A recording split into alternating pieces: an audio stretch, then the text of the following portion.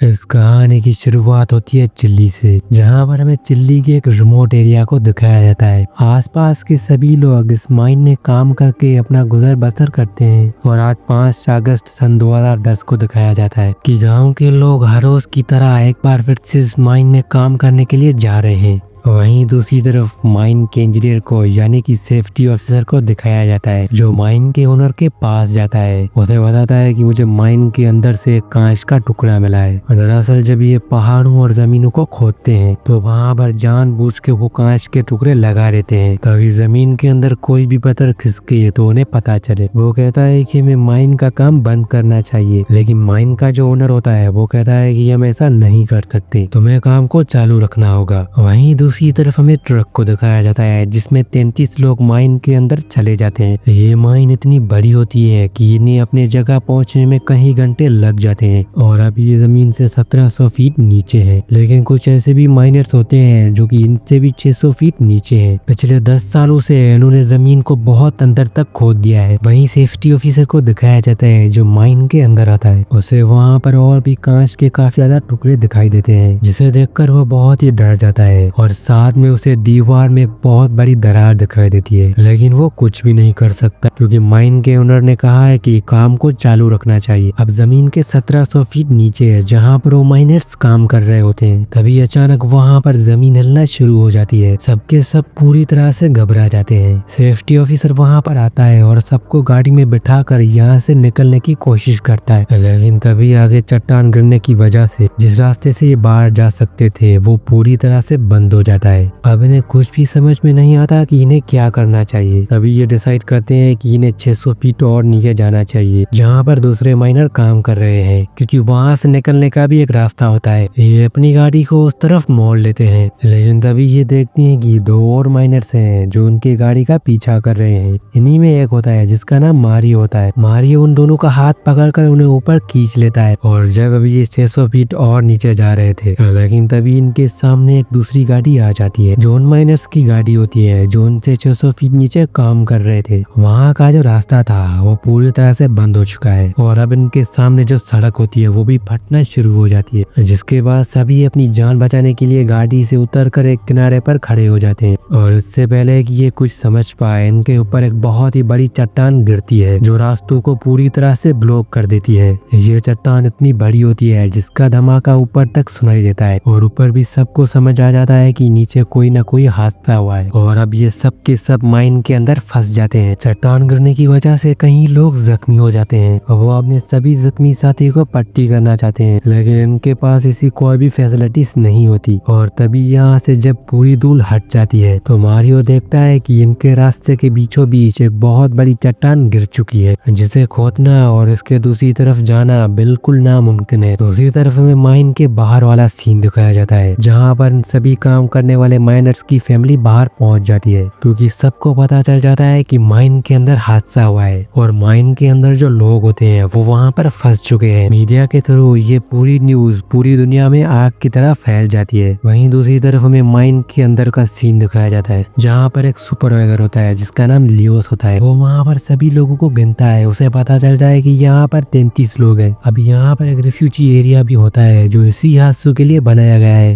लेकिन सुपरवाइजर कहता है कि वहाँ पर सिर्फ 30 लोग जा सकते हैं और हम यहाँ पर 33 लोग हैं। मारियो कहता है कि यहाँ पर चिमनियाँ भी बनी हुई है, हम चाहे तो हम उनसे बाहर निकल सकते हैं क्योंकि वहाँ पर सीढ़ियाँ भी होती है। सुपरवाइजर लियोस अपने साथ 29 लोगों को लेकर उस रिफ्यूजी की तरफ निकल जाता है, जबकि मारियो अपने साथ 2 लोगों को लेकर चिमनी की तरफ निकल जाता है और जल्दी ये तीनों के तीनों चिमनियों तक पहुँच जाते हैं, जहाँ पर मारियो चिमनियों के रास्ते से ऊपर चढ़ना शुरू कर देता है। और जब ये सीढ़ी तो थोड़ा ऊपर जाता है तो वो देखता है कि ऊपर सीढ़ियाँ है ही नहीं। दरअसल यहाँ पर जो अर्थक्वेक हुआ था, लगता है उसकी वजह से यहाँ पर पूरी तरह से सीढ़ियाँ टूट चुकी है और अब ये तीनों के तीनों यहाँ पर हताश हो चुके हैं। वहीं उन 30 लोगों को दिखाया जाता है जो रिफ्यूजी एरिया में पहुंच चुके हैं। वहाँ पर वो देखते हैं कि इनकी खाने की सप्लाई वहाँ पर बहुत ही कम होती है और ना ही इनके पास दवाइयाँ होती है। और मारियो भी अपनी 2 साथियों के साथ उस रिफ्यूजी कैंप में पहुंच जाता है। इन सबको ये पता नहीं है कि इनको ढूंढने के लिए यहाँ पर कोई आएगा या नहीं, क्योंकि ये सब के सब जमीन के बहुत ही नीचे होते हैं। अब ये सब लोग यही बातें कर रहे होते हैं, तभी अचानक वहाँ पर एक दूसरा अर्थक्वेक होता है। उन सभी की सांसें थम जाती है। उन्हें लगता है कि अब इनकी जिंदगी का एंड आ चुका है। इन्हें अपने सामने अंधेरे के अलावा कुछ भी दिखाई नहीं देता और ये सब के सब गॉड से प्रे करते हैं और तभी अर्थक्वेक अपने आप ही रुक जाता है। वही माइन के दूसरी तरफ हमें दिखाया जाता है कि इन माइन के वर्कर्स की वहाँ पर फैमिलियाँ आ चुकी है और वो फैमिलियाँ माइन के ओनर से और गार्ड से पूछती है कि अंदर क्या हो रहा है। अब ये सब अपनी गन्स निकाल कर उन्हें यहाँ से चले जाने के लिए कहते हैं, लेकिन ये सभी लोग यहाँ से नहीं जाना चाहते। इसीलिए वो सभी लोग वहाँ पर शोर करना शुरू कर देते हैं और बाहर पूरी रात खड़े रहते हैं। अगली सुबह में माइन के एक ओनर को दिखाया जाता है जो चिल्जी के प्रेसिडेंट के पास आता है और उन्हें बताता है कि माइन के अंदर कहीं लोग फंस चुके हैं और हमें उनकी मदद करनी चाहिए। प्रेसिडेंट कहता है कि ये काम माइन के ओनर्स का है। दरअसल ये सारी की सारी माइंस प्राइवेट होती है, लेकिन माइन का ओनर कहता है कि इनके पास इतनी एडवांस मशीनें नहीं है जिससे वो माइन के अंदर जा पाए। आपको उनके लिए कुछ करना चाहिए और आप अगर सभी लोगों को बचाते हो तो आपका नाम फेमस हो जाएगा, क्योंकि ये खबर पूरी दुनिया में फैल चुकी है। प्रेसिडेंट को माइन ऑफिसर की ये बात सही लगती है। प्रेसिडेंट कहता है कि तुम उन्हें बचाने के लिए पूरी कोशिश करो। सुबह में दिखाया जाता है कि वो माइन ऑफिसर उस माइन के बाहर पहुंच जाता है जिस माइन के अंदर 33 लोग फंसे हुए हैं। वहाँ पर वो उन सभी लोगों के फैमिलीज को यकीन दिलाते हैं कि वो उन सबको बचा लेंगे, आप बस फिक्र मत करो। और वो अंदर माइन के ओनर के पास आता है। उन्हें कहता है कि हमें उन 33 लोगों को बचाना होगा, लेकिन माइन का ओनर कहता है कि ऐसा नहीं हो सकता, अंदर बहुत बड़ा हादसा हुआ है और मुझे नहीं लगता कि अंदर कोई भी बचा हुआ होगा और जिस गहराई में जिस जगह पर वो लोग काम करते हैं वहाँ पर हम मुश्किल पहुँच पाएंगे और वैसे भी उस माइन में सिर्फ 3 दिन का खाना है और हमें माइन के अंदर पहुँचने में काफी महीने लग जाएंगे और अगर हम वहाँ पर पहुँच भी गए तो वो सब लोग भूख प्यास की वजह से मर जाएंगे। अब माइन के ओनर को भी पता चल जाता है कि ये काम बहुत ही डिफिकल्ट है। वो बाहर जाता है और लाउड स्पीकर पर सभी फैमिली को कहता है कि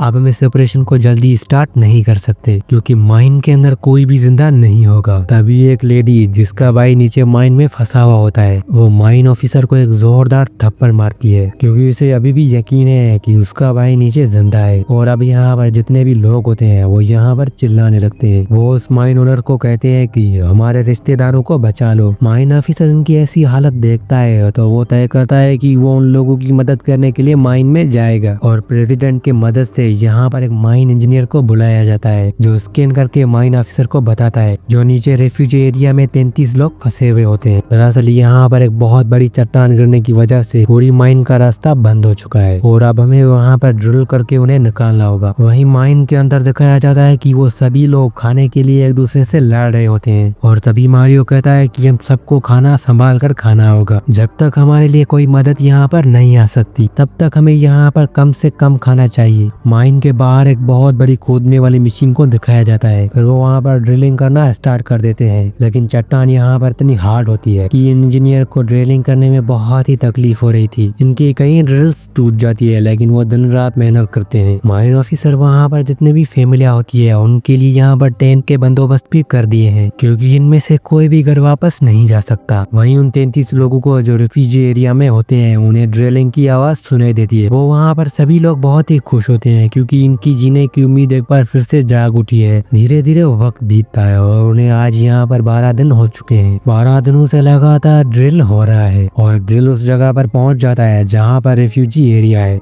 लेकिन इन 33 लोगों की किस्मत बिल्कुल भी अच्छी नहीं होती क्योंकि ड्रिल ने जिस जगह से छेद किया है वो उनसे 12 मीटर दूर होती है जो उन तक नहीं पहुंच सकती, यानी कि जो इतने दिनों से उन्होंने मेहनत की है वो पूरी तरह से जाया हो चुकी है। साथ ही इन 33 लोगों का खाना पूरी तरह से खत्म हो चुका है, बस इन सभी की 5 कुछ दिनों का खाना बचा है। वहीं इंजीनियर भी अपने पूरे हथियार डाल देता है। वो कहता है कि चट्टान बहुत ही मजबूत है और यहाँ पर दोबारा डील नहीं हो पाएगा। हालांकि माइन का ओनर उन्हें कन्विंस करने की कोशिश करता है कि तुम्हें उनकी मदद करनी चाहिए, उनकी फैमिली बाहर है और उनकी हमसे बहुत ही उम्मीद है। लेकिन इंजीनियर उनकी बात का कोई भी जवाब नहीं देता और वहां से चला जाता है और इंजीनियर रात को माइन के ओनर के पास आता है और उन्हें कहता है कि हम एक बार फिर से ड्रिल करेंगे और अब ये दूसरी जगह से ड्रिल करना शुरू कर देते हैं। चट्टानें बहुत ही हार्ड होती है जिससे यहाँ से ड्रिल करना बहुत ही मुश्किल होता है। वही माइन के अंदर हमें दिखाया जाता है वहाँ पर सभी लोग हताश हो चुके हैं। ये सभी लोग लोग वहाँ पर मौत का इंतजार कर रहे होते हैं क्योंकि इनका खाना कई दिन पहले खत्म हो चुका है। मारियो जब लेटा होता है तो उसके ऊपर एक पानी की बूंद गिरती है। दरअसल ऊपर से जो ड्रिल कर दिया गया था वो सही हो रहा था और वहाँ पर एक बहुत बड़ा छेद हो जाता है जहाँ पर ये 33 लोग फंसे हुए होते हैं। और जब ये ड्रिल को यानी कि छेद को देखते हैं तो सब के सब खुश हो जाते हैं और उनके अंदर एक बार फिर से जीने की उम्मीद जाग उठती है। अब रेफ्यूजी एरिया में जो ड्रिल का अंदर मशीन आया है वो उन सबको मारने लगते हैं और बाहर का जो माइन ओनर होता है वो उस आवाज को सुन लेता है और वो माइन के अंदर कुछ न कुछ बांध लेते हैं जिसमें वो मैसेज लिखते हैं कि हम सब यहाँ पर जिंदा है। और जब ये ड्रिल ऊपर जाती है तो ये सब लोग मैसेज पढ़ते हैं और बहुत ही खुश हो जाते हैं। इन सब के जितने भी रिश्तेदार बाहर होते हैं उन सब के आंखों में आंसू आ जाते हैं जो कि पहले से उम्मीद खो बैठे थे और अब इन सबको पता है कि उनके रिश्तेदार बच जाएंगे। मीडिया के थ्रू ये पूरी खबर फैल जाती है और अलग अलग कंट्रीज से उनके लिए मदद भेजी जाती है। नासा इनके लिए एक खास ट्यूब भेजती है जिससे इनके लिए नीचे खाना पानी की सप्लाई भेज दी जाए। साथ ही इन लोगों को वीडियो कॉल से कनेक्ट कर दिया जाता है ताकि वो सभी लोग बाहर अपनी फैमिली से बात कर सकें। और साथ में चिल्ली का जो प्रेसिडेंट होता है वो माइन में फंसे हुए लोगों से बात करता है। वो उन सभी को कहता है कि इस बार जो क्रिसमस का डे आएगा वो तुम अपनी फैमिली के साथ मनाओगे, जिससे वो बहुत ही खुश हो जाता है। वहीं बाहर इंजीनियर उन माइन के वर्कर्स को बाहर निकालने के लिए 3 अलग अलग प्लेन्स बनाते हैं ताकि 1-2 प्लेन खराब भी हो जाए तो तीसरी प्लेन से इन्हें बचा दिया जाए। अब जल्दी इन्हें बचाने के लिए प्लेन शुरू हो जाते हैं और कुछ दिन के बाद इनके 2 प्लेन्स फेल हो जाते हैं और अब इनके पास प्लेन 3 बचा है जिससे इन्हें बहुत ही मुश्किल से नीचे डालना होगा। फिर इंजीनियर एक बार फिर से उस 3 प्लेन को स्टार्ट करके अपना मिशन के लिए लग जाता है। अब इनके लिए सबसे बड़ी प्रॉब्लम ये होती है माइन के अंदर जो चट्टान गिरी थी वो धीरे धीरे नीचे खिसक रही है, यानी कि जल्द से जल्द इन सबको ऊपर लाना होगा, नहीं तो ये सब के सब चट्टान के नीचे दब जाएंगे। लगातार डीलिंग करके ये उस चट्टान के अंदर पहुंच जाते हैं जो माइन के नीचे गिरी। वो बहुत ही ज्यादा हार्ड होती है इसीलिए उस पर ड्रिल नहीं हो सकता। तभी इंजीनियर वीडियो कॉल के थ्रू उन सभी वर्कर्स से बात करता है और माइन के नीचे फंसे हुए लोग कहते हैं कि हमें जल्द से जल्द यहाँ पर एक बड़ा धमाका करना होगा जिससे चट्टान टूट जाएगी। हालांकि वो बहुत ही खतरनाक होता है लेकिन अब इनके पास और कोई भी रास्ता नहीं होता और वो सब उस चट्टान पर एक धमाका करते हैं जिसका मतलब ये है कि अब ड्रिल पूरी तरह से आर पार किया जा सकता है। अब इन सबको यहाँ पर फंसते हुए तकरीबन 59 दिन हो चुके हैं। अब 2 महीने गुजरने के बाद नासा ने जो उनको ट्यूब बचाने के लिए भेजा था